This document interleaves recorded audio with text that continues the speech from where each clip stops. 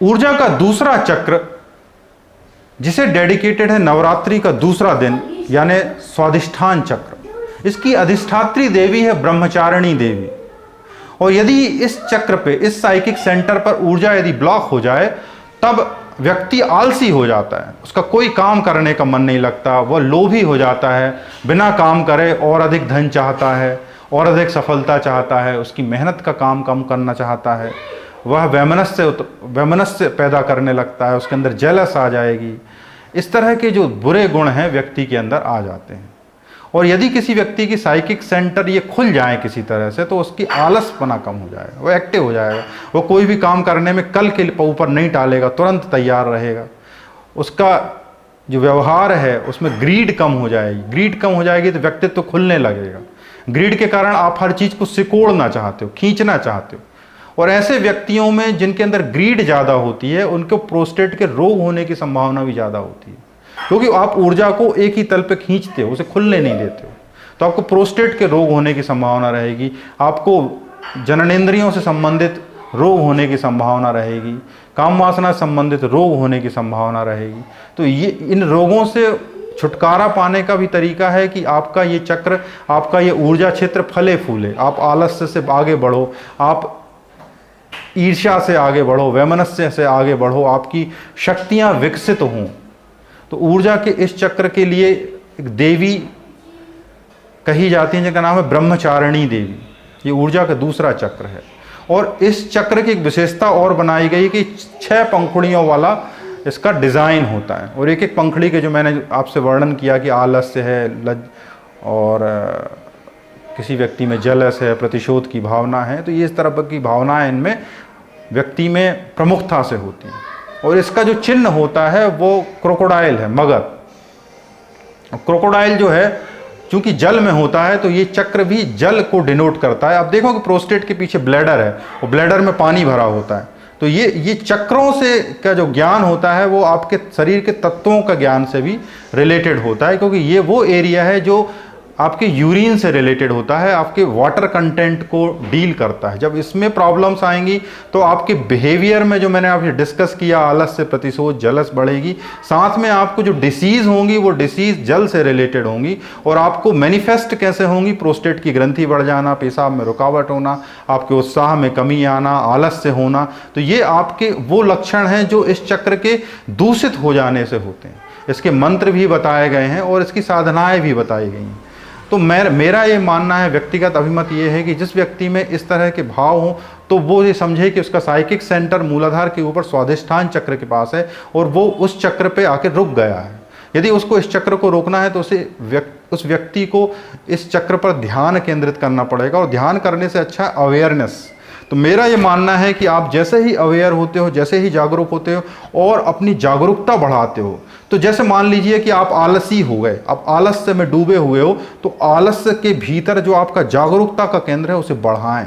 जैसे ही आप आलस्य को कम करेंगे आपके इस चक्र पे चोट होगी। जैसे ही आप जलस जैसे ही आती है और आप जलस के सामने अवेयर होकर खड़े हो जाएं, एक्सपोज होकर खड़े हो जाएं, पूरी ताकत से, पूरी चेतना से जलस के सामने खड़े हो जाएं, अपने भीतर की इंद्रियों को जलस से लड़ने दें। जैसे ही आप जलस के सामने खड़े होते हो, जलस को फेस करते हो, एक्सपोज होते हो, तो आपके स्वादिष्ठान चक्र से जो जलस के बंधन है वो खुल जाते हैं और आपकी जलस जो है लव में कन्वर्ट हो जाती है। ऐसे ही प्रतिशोध का भाव है। जब भी इस तरह की नकारात्मक कैरेक्टर आए तो आप ज़्यादा से ज़्यादा अवेयर हों। और यदि आप अवेयर नहीं होना जानते हैं, अवेयर नहीं हो पाते हैं, तो बुद्धि की तकनीक है अवेयर होने के लिए सांस के प्रति जागरूक होना। जैसे ही आपका नकारात्मक कोई भाव आपके भीतर आता है, अपनी सांस के लिए जागरूक होना। और सनातन धर्म में जो बताया जाता है हरि नाम चिंतन। जैसे ही आपके भीतर जलस आती है, आप सोचते हो हरे कृष्ण कृष्ण कृष्ण हरे हरे, हरे राम राम राम हरे हरे, तो क्या हुआ? आप अवेयर हुए, फिर आपने सांस ली, आप अवेयर हुए अपनी जलस के लिए। जैसे ही आप जलस के लिए अवेयर हुए तो आपका जो सेंटर स्वादिष्ठान चक्र पे कुंडली मार गया है, वहाँ ब्लॉकेज हो गया है, वो ब्लॉकेज के लेवल पे करंट गया। जैसे ही करंट जाएगा वो महसूस होगा, आपको नीचे की तरफ ऊर्जा बहेगी। और जैसे ही महसूस होगा वो क्षेत्र जो साइकिक गांठ, जो मन की गांठ बन गई है, वो खुल जाएगी। और यही तरीका, अवेयरनेस से आप मूलाधार के बंधन भी खोल सकते हो, अवेयरनेस से आप स्वादिष्ठान के खोल सकते हो, सारे बंधन आप हृदय के बंधन भी खोल सकते हो, विशुद्धि के बंधन खोल सकते हो। और जैसे जैसे ये साइकिक ऊर्जाएं खुलेंगी, आपको इनके परिणाम, आपको इनके फल, उत्साह, आनंद और जीवन में भी आपके घटनाएं होने लगेंगी। आपका व्यापार रुक गया, व्यापार चलने लगेगा, नौकरी रुक गई, नौकरी चलने लगे। पर ये परिणाम है। कोई सोचे कि हमें नौकरी बेटर करनी है और अवेयरनेस हो जाए, तो वो कभी नहीं हो पाएगा। चूंकि आप आलसी हो। आलसी क्यों हो? आपकी ऊर्जा ब्लॉक है। अब आलसी हो तो आप कोई काम ढंग से नहीं करते, कोई काम ढंग से नहीं करते हो तो आपकी ग्रोथ नहीं होती। तो आप देखो ना कि ये जो गांठें हैं मन की, वो आपके जीवन को किस तरह प्रभावित कर रही हैं। और ये गांठें आपके प्रयास से नहीं रोक पाओगे, केवल अवेयरनेस और भगवत चिंतन।